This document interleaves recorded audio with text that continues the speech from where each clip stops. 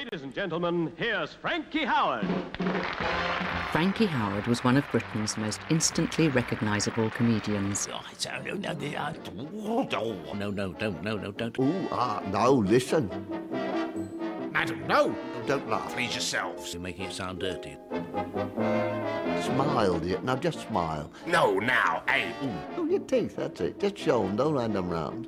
They've got all the best lines, you know. It's not right. But behind the titters, Frankie Howerd struggled with private secrets. Things he wanted to keep from the public, things he wanted to hide even from himself.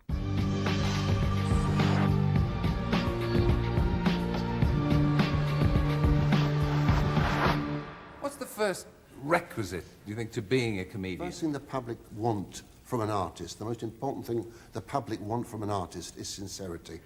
That's the important thing. The public want an sincerity from an artist. And if you can fake that, you're made. Oh, honestly, the things a slave has to do. Who would want my job? Get back, dirty beasts! Control yourselves! Oh, well, I mean, he was the only man I know who could get them having a belly laugh 2 minutes after he'd been on. He had that magnetic, that quality. No, don't mock. It's wicked to mock. You're mocking naughty mockers. He would take the audience into his confidence, as if it was just, you know, everybody else were funny people. Yeah, well, don't push. Now, now form a cue. Now, that's it. Oh, look! Oh, yeah, well, control yourselves, please. Now, look. One's agent. Yes. Have you got a good agent? Oh, terrible agent. Oh, yes, I'm thinking of packing him in, you know. Stanley was, as it turned out, a very good accountant. And he was very good at buying and selling stocks and shares and, really a whiz kid of his time. But he whiz kids quite a lot of the money into his own pocket, unfortunately. These agents, they're so smooth, ain't they?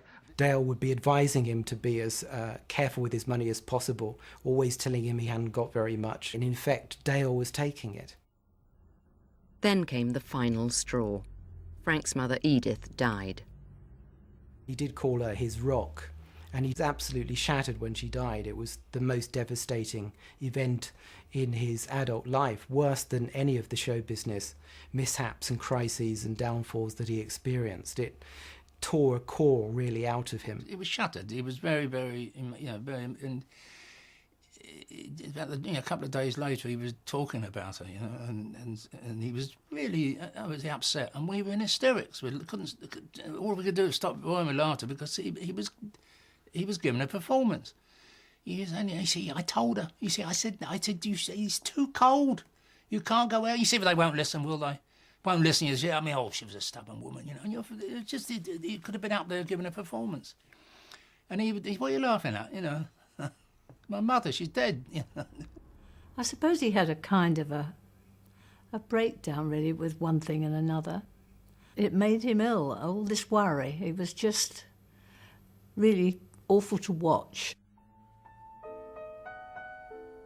Frank was in a state of near complete emotional collapse.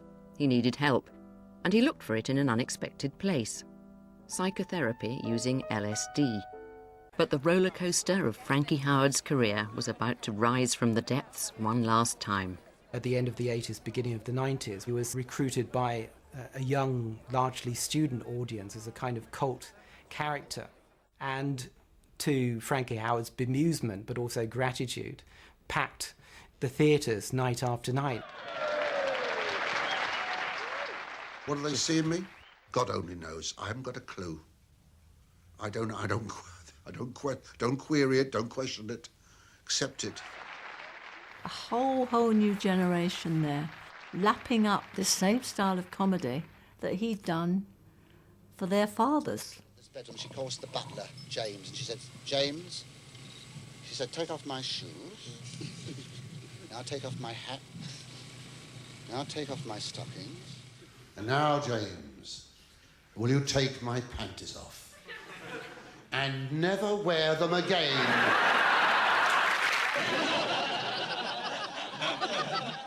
please say, oh, no, Mrs. Oh, no, did they ye not know? No.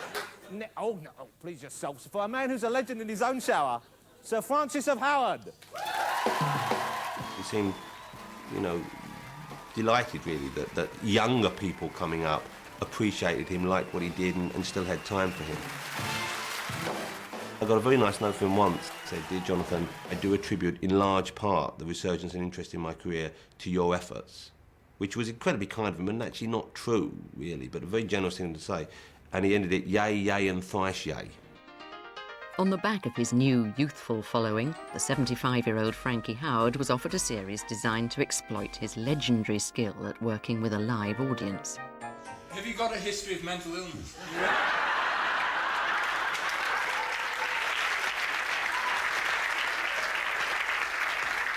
Have I got a what? I think he was a bit sceptical at first because, you know, he was wondering whether or not, you know, do they really mean it? Do they really, is it because I'm funny or is it because I'm some sort of museum piece or whatever? And he couldn't really quite understand it. You were trying to drive me into paranoia. You were? Paranoia! Yes! You try and doze off. You try and doze off. When he looked at you, it was with a hangdog look because his face looked as if, you know, he had suffered a lot of setbacks and had a lot of worries. He looked fragile. In the middle of recording the series, Frank's health suddenly gave way. Frankie Howerd was too ill to receive any visitors, but family today at the exclusive London hospital where he's in intensive care. Frankie Howerd was admitted as an emergency to the intensive care unit here at the Harley Street Clinic with a very serious heart problem. It was quite a shock, really.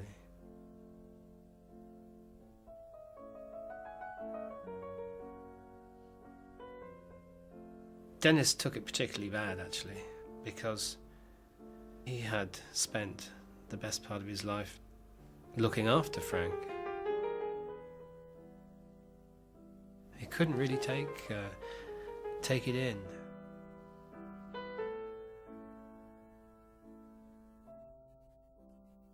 And afterwards, when we all went back to the house, after an hour or so, Dennis disappeared and somebody had to go and find him, and he was at the graveside, quite distraught.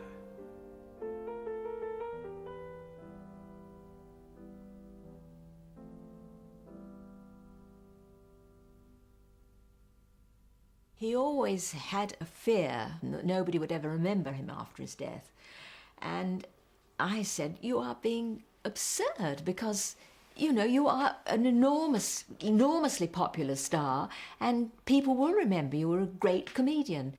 There's a sort of great humanity in Frank at his best, I think, which is really, really all-involving, you know. And I, you know, to me, he was the epitome of comedian. Do you know what I mean? It's what, when I was growing up, he was sort of like, Morecambe and Wise were the double act, you know, but Frank was the comedian. I think he just had funny bones. Some people look at the dialogue and say it well. He's one of those rare people that had funny bones, really. I was nice to be a... Shut up!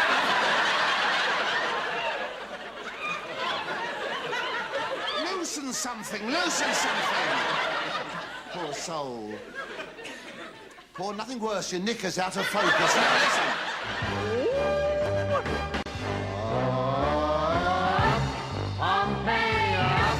Pompeii, I'm always out to get it. Pompeii, Pompeii, salute, naughty, naughty.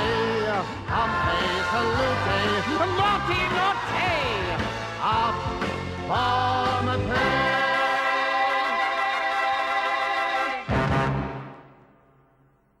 I tell you something, I wish this was going out on BBC Two, and then no one would be watching.